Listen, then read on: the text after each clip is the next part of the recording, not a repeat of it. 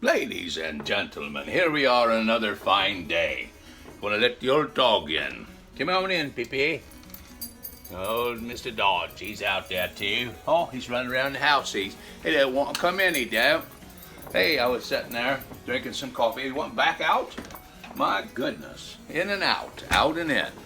That's what you do all day. Let the dogs in and out, eh? That's right. That's what we do. Well, anyway, I was just sitting there thinking to myself, I done ate a whole bunch of these here cornmeal muffins. We had cornmeal and navy beans. And boy, was it delicious, huh? I thought it would be extremely explosive reaction from that, you know. What do you call it? Gassy, huh? But it wasn't too bad. But it sure was tasty. I enjoyed it a lot. So I'm sitting here and I keep seeing these oatmeal cranberry cookies and other junk. It's like, stay away from the junk food, mate. That's what you got to do. Yeah, I need to do it. Silly dog, she's waiting at the door again.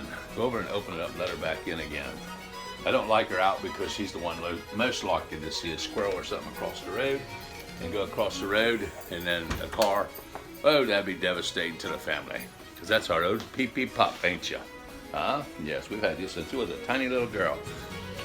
We wouldn't want nothing to happen to her. So she's my pride and joy. So, and we give them these here. Got them really spoiled. We give them these here milk bones. They like those, don't you? Yeah. That's why I want to go outside, Daddy, so I don't get a treat. Yep, that's right. Well, I didn't go downstairs and get it. And I thought about it. Oh, I need to run downstairs and grab the old 1733 Navy pistol.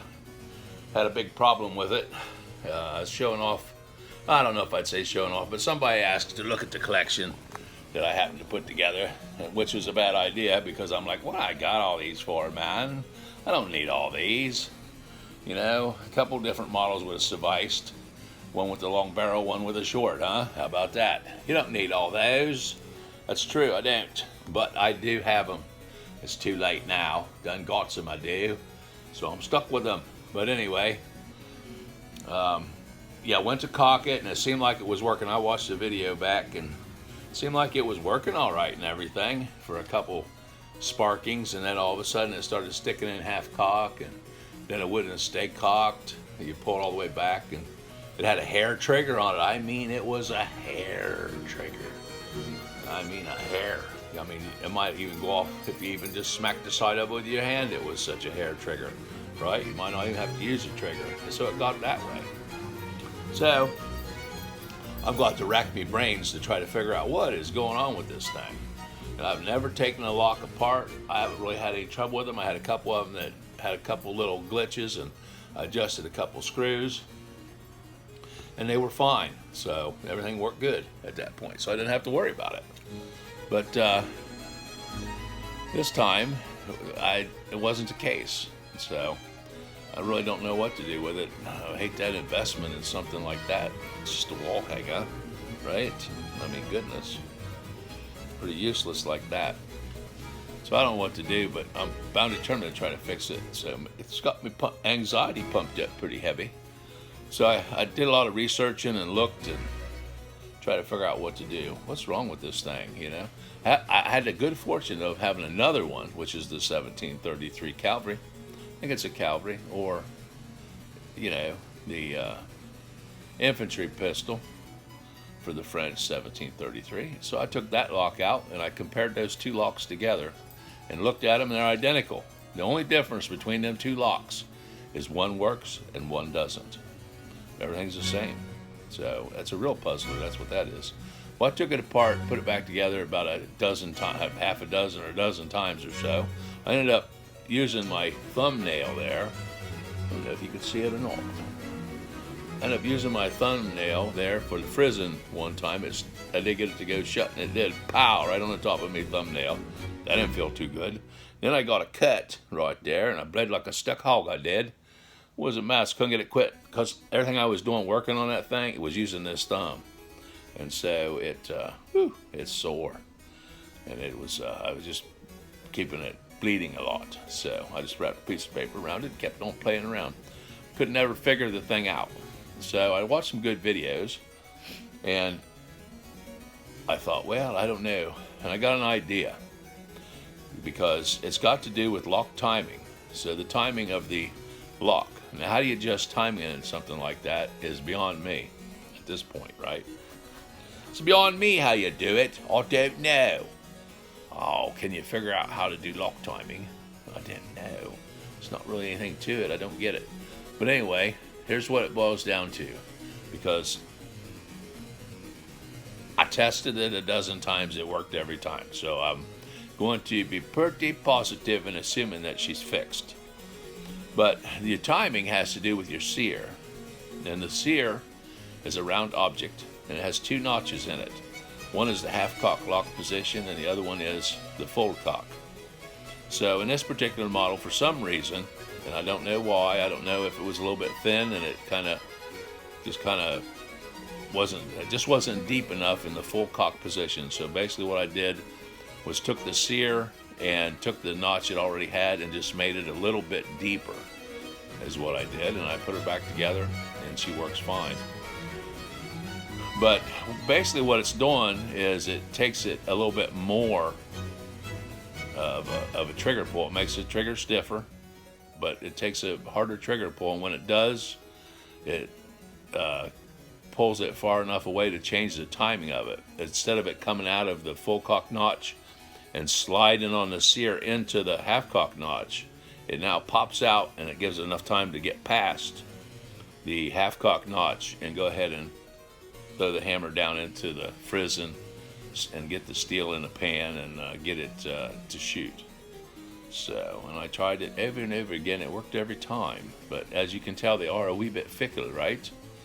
So, but yeah, my thumb took a beating on that one. Ended up taking the trigger spring, and it was really sharp, that thing was. Ended up poking a hole. That's not a hole, but I put a little teeny slice in the tip of my thumb. I did. I didn't feel too good, but we got her done, and so everything should be working good on it. I was going to go outside and take it out and do a little bit of shooting, and I thought, oh, it's cold out there. You could do that, but I don't know. Playing with the dogs. The dogs were out when the notion hit me, and then by the time I got the dogs in, the notion had moved on, right? So, but seems to be that we got that issue fixed, and that's what it turned out to be. Was the a little bit of shaving of the a little deepening, I guess I should use the word, of the full cock notch on the sear. So, and you want to get at one of them spring clamps. They come in real handy to be able to get it apart, to get that off, to do it. And hey, what'd you use for a tool to do that with, Mr. Ed? Oh yes, I could tell you. I didn't do 18th century modern filing, that's for sure. I don't have any files. So what I did was I broke out the little old Dremel that I bought and I never used from Harbor Freight, and put on a little sanding wheel, and I went in there and just grinded her down a little bit, ever so slightly. So until I thought, well, that's pretty good. And I kind of rounded it a little bit more and fixed her right up. So, but yes, a success. Success, eh? Oh, yes, a success. Whoever knew I'd ever be taking locks apart for flint locks and being able to do a touch-up little repair on them and make them work properly. Never would have ever dreamed such a thing. So, but hey, it's happening, is it? Yes, it is. So, and I let me give a shout out to a gentleman in Canada that you will want to watch if you're not already watching him, and that's the Woodland Escape. And you watch his videos, and he'll be extremely helpful on a lot of stuff. Plus, he tells some great history and stuff like that. That's a lot of fun. And he's always he's a pretty active fellow, that's for sure. And I enjoy his channel. I look forward to watching his videos when he puts them up every time. I think I look for a new one every day, because sometimes the old YouTube, people and their channel just vanish into the wild blue yonder.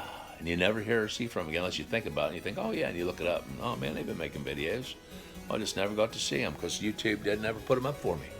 or even send them to me. And I got the bill and everything all tagged and all that good stuff.